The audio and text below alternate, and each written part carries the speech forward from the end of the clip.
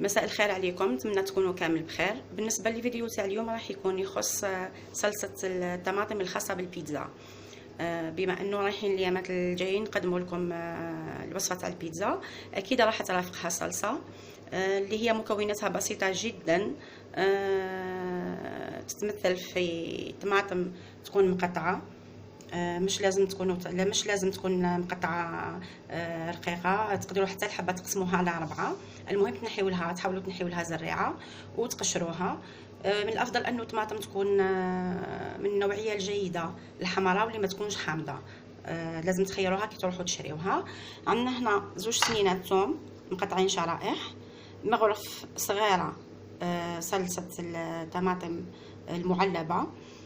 بالنسبه للتوابل عندنا فلفل حمار، فلفل كحل، ملح، نص ملعقه صغيره سكر وزعتره.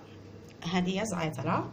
بالنسبه للتوابل اللي نستعملوهم دائما خاصين بالبيتزا هما اسمهم توابل ايطاليه، عباره عن مزيج من فلفل حمار، فلفل احمر، فلفل دريس كما نقولوا حنا، مرحي خشين، زعتر، اكليل الجبل، توم بودرة، بصل بودرة، رند مرحي. راهم كامل مرحيين وخشان. كي نجيو رايحين نستعملوهم نحطوا كميه ما بين كفوف يدينا ونحكوهم، رايحين يوليو رطب اكثر من هكا. هذه القدره اللي رايحين نطيبوا فيها صلصه من المستحسن انها تكون شويه غامقه باه ما توسخلكمش الكويزينيير تاعكم. فيها كميه من زيت الزيتون وكميه من زيت التونه. هنا راح نقول لكم باللي اذا رايحين تحضروا هذه الصلصه وتخبيوها في المثلج، من المستحسن انكم ما تستعملوش زيت التونه، تستعملوا الا زيت الزيتون، وتخليو زيت التونه نهار تحبوا تطيبوا بها تجبدوها ديكونجليوها. تزيدوا لها الكميه حوالي ملعقه صغيره من زيت التونه للصلصه، راح تمد لكم بنه مليحه عليها.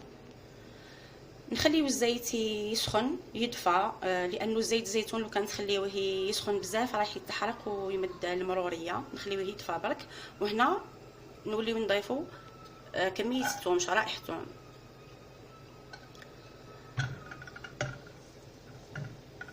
نخليو شرائح تاع الثوم يمدوا اللون البني، مش ما لازمش يتحمروا، اللون البني الفاتح باه يطلقوا البنه تاعهم في الزيت.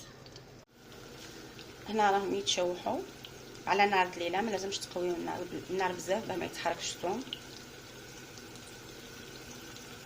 لما نشوفوا انه الريحه تاع الثوم بدات تطلع، هنا نضيفوا الطماطم المقطعه.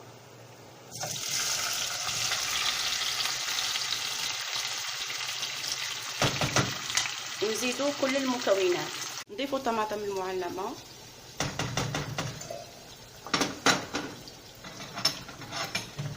نزيدوا التوابل اللي ذكرناهم من قبل مع السكر.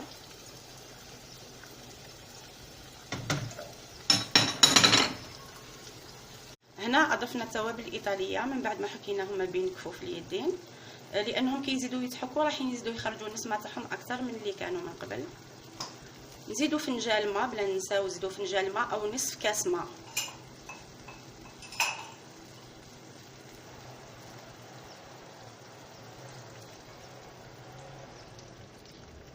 نخلطوا كل المكونات مع بعضهم.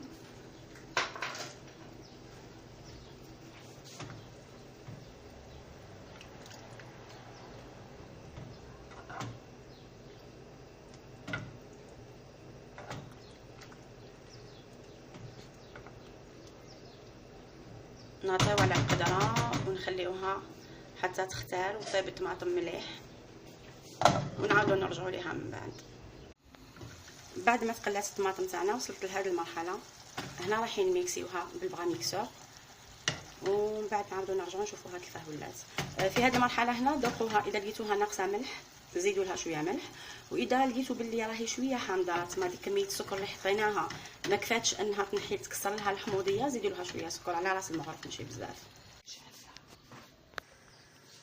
هذه النتيجه من بعد ما رحيناها.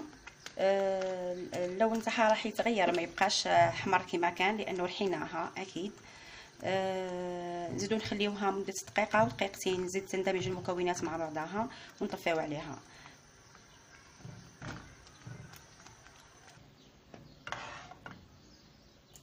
هذه ديال الكثافه تاعها. تقدروا هنا اللي يحب اختياري انه تقطعي الدبشه ولا المعدنوس وتضيفيهم ليها، ولا تحبي حتى تحطيها فوق البيتزا باه ديري لها المعدنوس ولا الدبشه من فوق. اذا رايحين تخبيوها اكيد حتى تبرد نهائيا، ديروها في لي ساشي تاع الكونجيلاسيون، كل كميه وحدها، كل كميه تحتاجوها وحدها، وتخبيوها في الكونجيلاتور. واكيد كما قلت لكم من قبل ما ديرولهاش زيت تاع التونه حتى تجيو تستعملوا لها باه تزيدوا لها شويه زيت تاع التونه. اذا رايحين تستعملوها مباشره زيدوا تخليوها ثاني تبرد لا ميم شوز حتى تبرد مليح باه تستعمليها فوق العجينه. نتمنى تكون الطريقه مفهومه وواضحه وبسيطه، نتمنى تجربوها وتنال اعجابكم.